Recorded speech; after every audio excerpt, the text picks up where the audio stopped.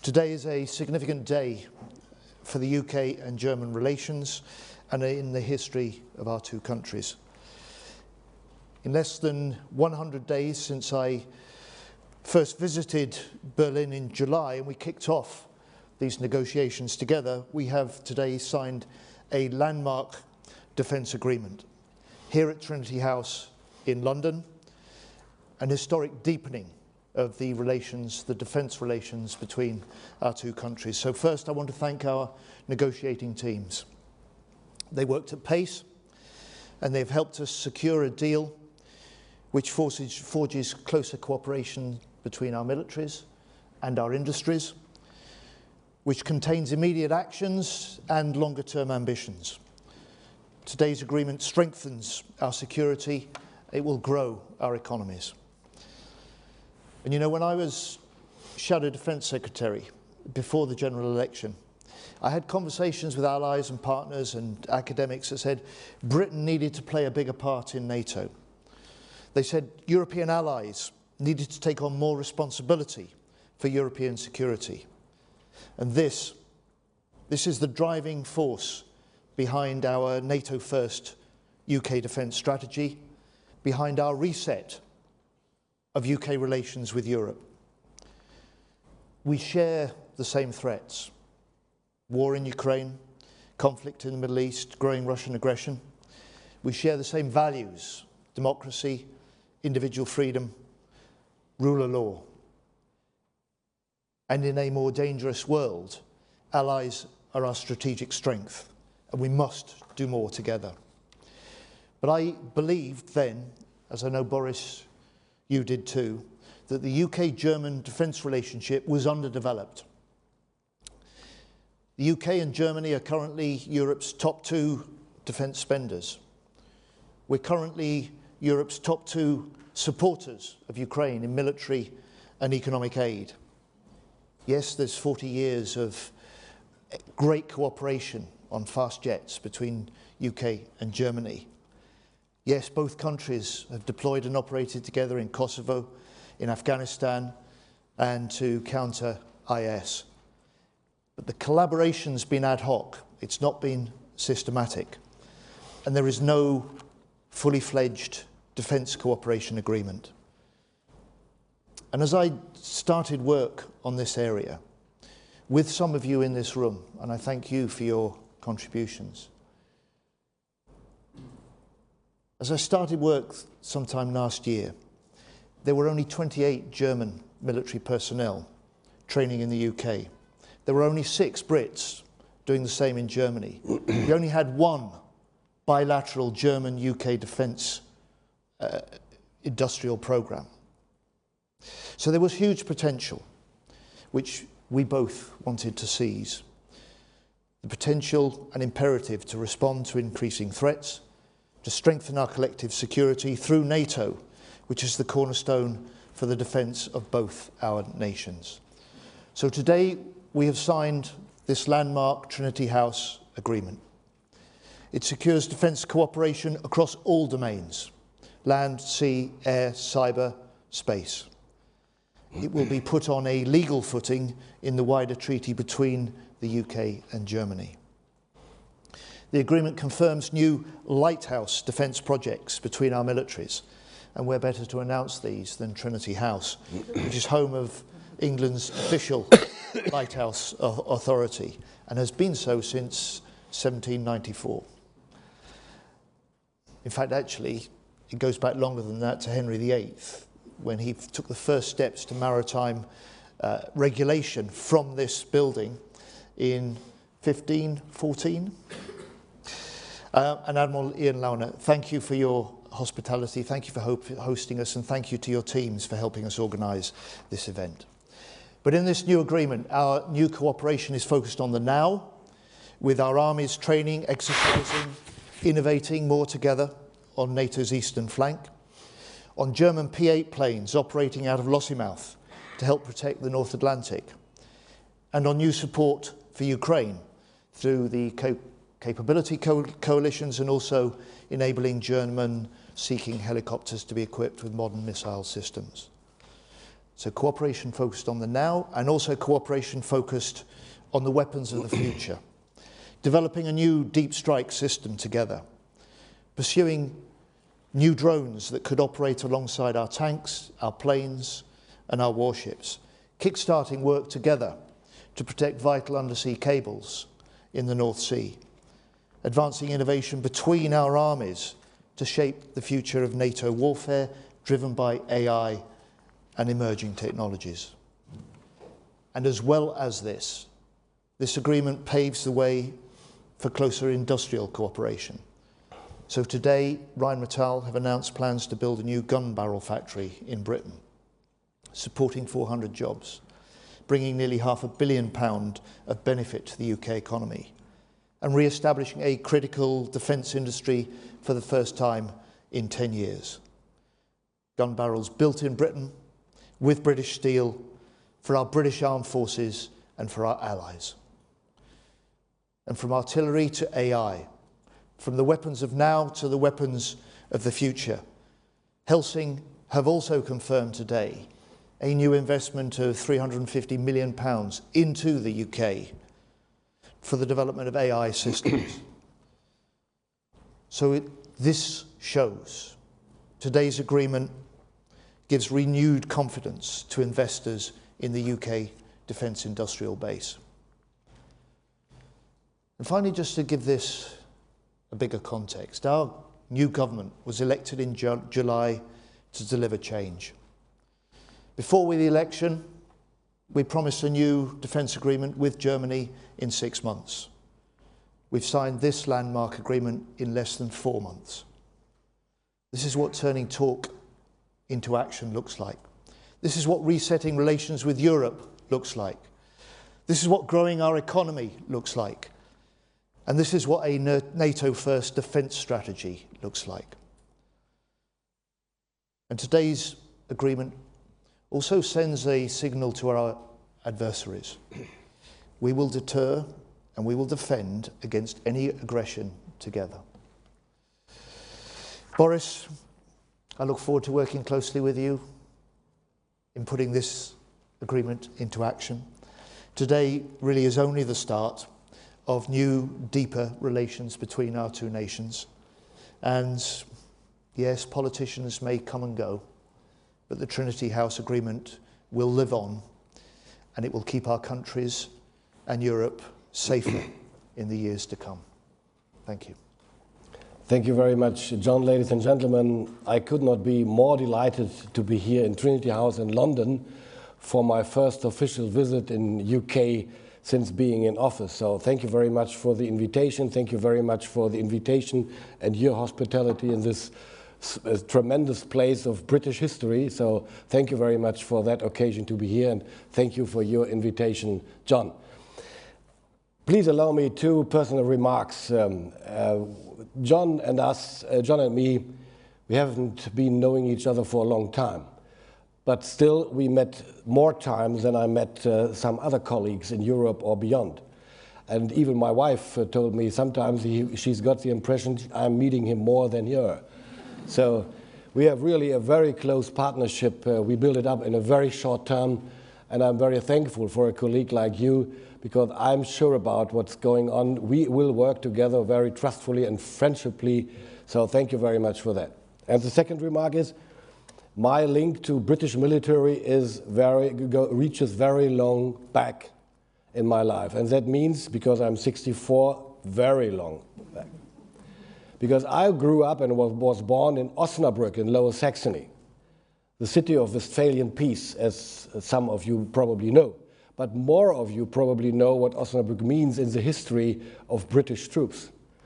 Osnabrück used to be one of the biggest, or even the biggest, garrison outside UK.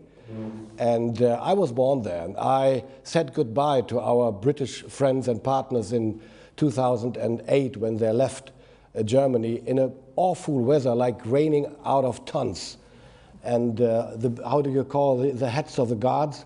They were so heavy they had to put it off because they were full of water on that day. We used to say on that day in Osnabrück, the sky is crying because the British friends are leaving. So therefore, my link to British military is a very old one. So I'm very pleased to be here. And indeed, this is a very special day for me too, not only personally, as I just emphasized, but as well and even more as a defense minister of Germany. It's the beginning of something very valuable. The many projects envisioned by the Trinity House Agreement will, first and foremost, give us one thing: more security in Europe. And at the same time, this agreement represents an opportunity. The opportunity for the United Kingdom and Germany to draw closer. And that is a welcome thing in times like these. In the face of Putin's policy of division and destruction, we are offering something else: solidarity and trust. Together with you, John, we will implement concrete projects to further improve our deterrence and defense capabilities. What has been important to both of us is that all of our projects are open to our European and international allies and partners. It's not a closed shop. We are always, and we know that today even more than ever before, strongest together. I cannot list all the projects we are planning. There are too many. But I would like to mention some that are particularly close to my heart. First, on NATO's eastern flank. We will further strengthen NATO's eastern flank by further intensifying our cooperation on site. In other words, our armed forces will step up their joint exercising. We will also see whether and how we can advance the combined employment of drones and tanks. And we will handle our logistics, our storage, and our supplies together. Or on the defense industry. We just heard about Rheinmetall and Healey. We will see to it that defense companies are given contracts, that jobs are preserved or new jobs created, and there is a long-term planning security for manufacturers. It is only with long-term contracts that production lines can be expanded and our requirements can be met sustainably. We are making this happen. On research and development, joint exercises and the production of weapons and ammunition are essential for our armed forces and therefore for our security. Beyond that, we are also thinking about the future, of course. This means we must conduct research and development together. And we must continue to provide our servicemen and women with the best possible state-of-the-art equipment.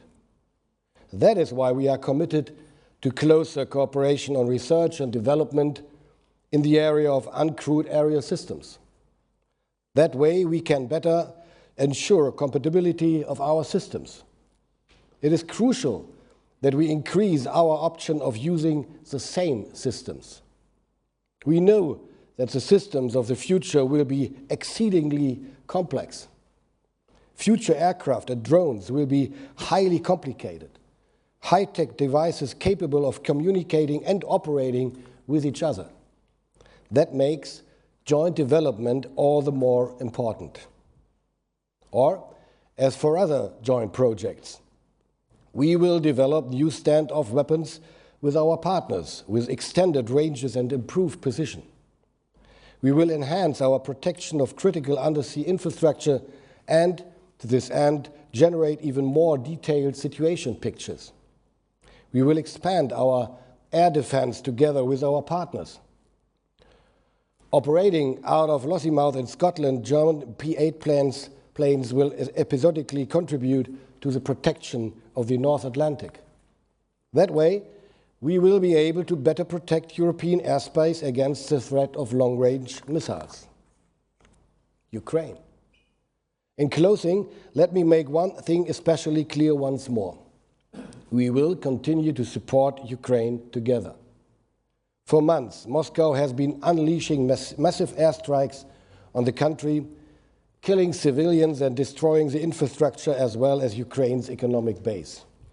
This is why we must continue to strengthen Ukraine in its struggle to defend itself. Germany is supporting Ukraine with more than €8 billion only this year. In addition to many other measures, we have provided Sea King helicopters. In cooperation with the United Kingdom, we will now equip them with modern rockets. And we are cooperating with the UK on helping Ukraine develop its own deterrence and defense capabilities as part of what we call Capability Coalition, as John just mentioned. John, the Trinity House Agreement will be part of an intergovernmental agreement between the United Kingdom, I'm sorry. I just met Lloyd last week, so between the United Kingdom and Germany, that is to be signed early next year. The fact that we are taking the first step in that direction today shows that we are playing our part in British-German relations. This is an important, very important milestone in our cooperation and in our partnership. And it is an opportunity. I'm glad that we are both wholeheartedly embracing this opportunity, and I thank you for your trust. And let me put it together. What we are doing here and what we have been doing during the months before and what we are doing in the months to come and the years to come is nothing less than to protect what matters: freedom, democracy, security, and trust. Thank you. Very good. Thank you.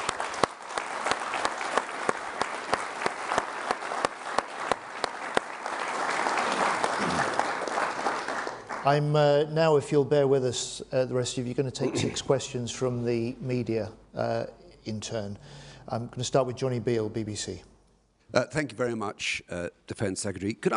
You're strengthening a relationship here with Germany, a defence relationship. But are you, your party, in danger of burning bridges with another key ally, the United States? The Trump campaign has accused your party of political interference. This morning, you've accused them of creating a controversy. So can you address that? And if I could ask Minister Pistorius, you have said this is about strengthening Europe within NATO. Is it also about Trump-proofing European security in NATO? Because you are worried about a Trump. I know the election hasn't happened yet, but it is a worry for many European allies. Thank you, given what he said in the past. Sure. Look, any individual Labour supporters that are over in the US being part of the Democratic election campaign are there as individuals. They're there in their own time. They're there at their own expense. And if they've got accommodation out there, that will be also provided by volunteers. This happens in every election. It's commonplace. It is very different to the determination of a Labour government to work with whoever the American people elect next month as their president. And just as the UK and the US have a special deep relationship and have had for decades, that's a relationship that has withstood the political ups and downs on both sides of the Atlantic, and we're determined to make that work in the future. Creating controversy, do you stand by those words? This is in the middle of an election campaign. That's the way that politics works, Johnny Beale. You've been around almost as long as I have. These are volunteers doing their bit and getting a bit of experience out there, but doing so as individuals.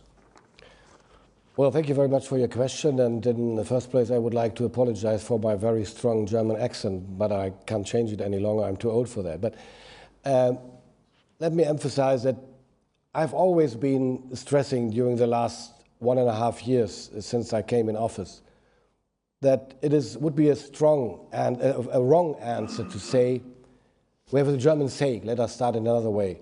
Es ist falsch, wie das Kaninchen auf die Schlange zu starren. It is wrong to, I don't know whether it's correctly translated, it would be wrong to look like the rabbit onto the snake.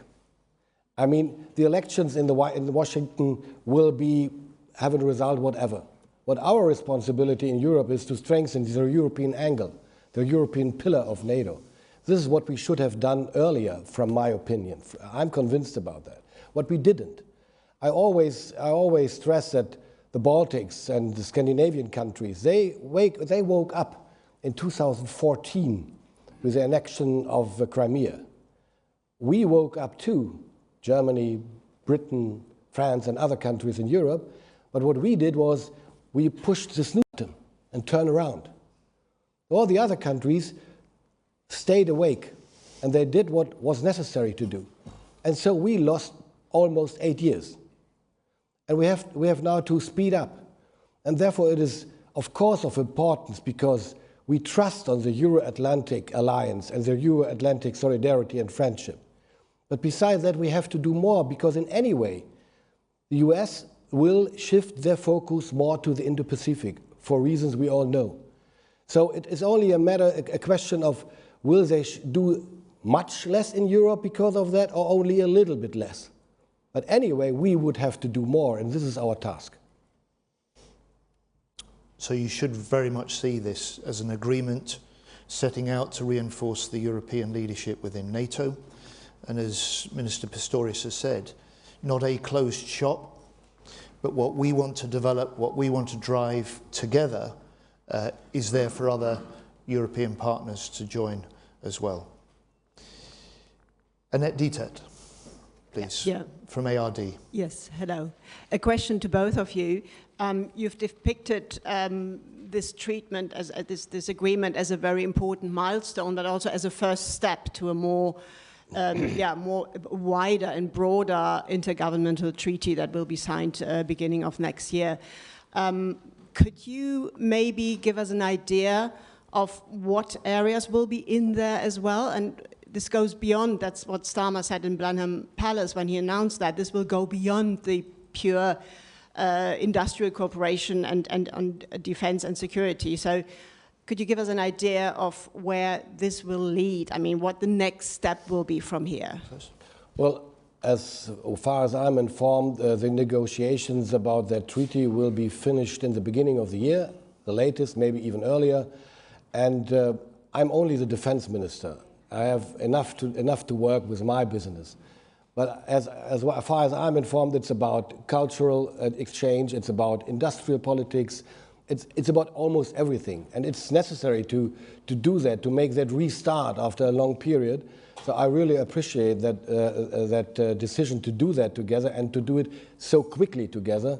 So I'm quite convinced that we will have, in the beginning of the year, the signing between your Prime Minister and our Chancellor of this treaty. In which way is that a reset of the EU relations, John Healey? Yeah, look, this is an ambition to strike a wide-ranging friendship treaty. Boris has said the timescale that's likely to be concluded on. That treaty will give legal effect to the defence agreement we signed today, and defence will be the first pillar of that new and wider friendship treaty. For us, I think we're just getting on with the job.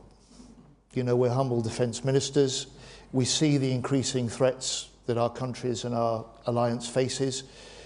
We know the concerns that our people have about increasing insecurity, increasing aggression, particularly from President Putin. And our job is to get on and put into action what we've agreed today and to develop for the longer term the weapons of the future. That means our troops will always have the edge over adversaries. And in that way, we can also help set new standards as well as new innovation within the NATO alliance, doing what we've both said, Europe nations taking more responsibility for the heavy lifting and the leadership within the NATO alliance. Thank you. Larissa Brown, please. Thank you. Minister Pistorius, sorry, over here. Over there. Hello. You've not supplied the Ukrainians with Taurus, and you also held up the delivery of the Leopards to the Ukrainians. I'm just wondering if you've changed your mind on Taurus at all, and you will supply those to the Ukrainians. And with regards to this agreement to build long-range missiles, can you give assurances to the UK that you wouldn't block Britain from giving weapons such as those to the Ukrainians or other allies in future? And Secretary of State, I'm just wondering if you think that Israel's acting with proportion in Gaza and Lebanon, and do you think that the British military would tolerate the same civilian casualty rate in a similar conflict? Thank you. Okay. Thank you for your questions. In the first place, we did not change our opinion when it comes to Taurus, not at all, because of reasons I'm not allowed to discuss publicly. Second, the development, the work on deep precision strike weapons will take some years, as we all know. Therefore, it is not on me to discuss the question whether we would allow hypothetically, how to say? Hypothetically? Hypothetically, yeah, okay, you know what I mean. To discuss it now, because it's just not the time for that. We will discuss all that questions if the time has come. But of course, everybody is discussing the issue and the challenge of giving free the long-range systems for Ukraine. But we won't deliver Taurus. This is still the decision of the German government. And on the Israeli action in Gaza, like in Germany, we recently marked 1 year from October the 7th, when Hamas terrorists launched the most deadly attack on the Jewish people since the Holocaust. It also triggered more than a year of conflict in which the rate of civilian casualties in Gaza has been too high. That is something that I have said directly and consistently say to Minister Gallant in the conversations I have with him. And we have always argued, both in opposition and in government, that the conduct of the conflict must be conducted in line with international humanitarian law. But we've also always argued that we stand fast with Israel's right to defend itself and Israel's right to go after the terrorists that carried out that dreadful attack on October the 7th. Hilke Peterson, please. Over here. With ZDF, German television. It's a question to Minister Pistorius. I'd like to know, the agreement is also open to other partners, as you just mentioned. Might this have a possible negative impact on traditionally close relations that Germany has with France? In the opposite. France is involved. We talked to our French friends, and me particularly with my colleague and friend Sébastien Lecornu, about everything in this agreement we are talking about, which has any concern for France too. So they know it and they agree and they will join, I think, in any way, I don't know, but they are absolutely involved and they are fine with what we are doing. Thank you. Geraint Vincent, please. Mr. Healey, does this still make it easier for the government to hit its target on increasing defence spending, or does it make it easier not to hit it? This defence makes no difference to the commitment that we set out at the election and that we maintain now, that we are a government that will set a clear path to spending 2.5% of our GDP on defence. It will be the first time that this country has done so since 2010, also with a Labour government. That was a commitment that Keir Starmer reaffirmed in our first week in office at the NATO summit in Washington. It's a commitment which the Chancellor has reaffirmed this week, and we are a government that will always do what's required to defend this country. And when do you think you might hit that target then? And what did the Chancellor say when you told her that there was a deal now that the Germans were going to make our gun barrels for us? So I'm not going to say anything that might affect the announcements the Chancellor will make at the budget in 10 days' time. But she welcomes, of course, the inward investment and the new gun barrel factory.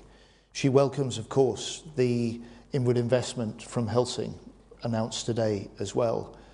And she'll welcome the fact that for both important German companies, German UK companies, this is a vote of confidence in the UK.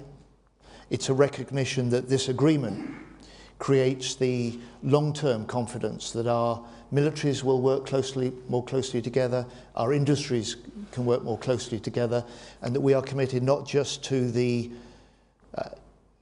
weapons that our troops need now, but the defence of our countries and NATO needs. Christoph Mayer, please. Chris Meyer, DPA, German press agency. This is to both of you. How concerned are you about reports that North Korean soldiers are now fighting on Russia's side in Ukraine? Does this constitute an involvement, direct involvement of North Korea in the war, and how should the West react to that?